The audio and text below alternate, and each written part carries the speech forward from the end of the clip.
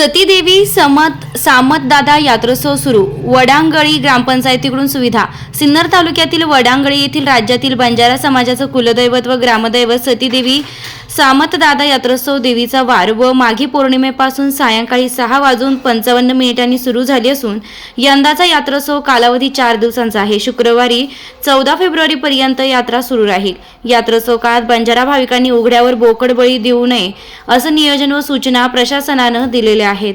माझं नाव अशोक सीताराम, संस्थापक अध्यक्ष आता हे संस्था बंजारा समाजाचे कुलदैवत सामंताच्या चितेवर या दोन्ही देवी सिद्धी केलेली आहे आणि आज पौर्णिमेचा दिवस आहे.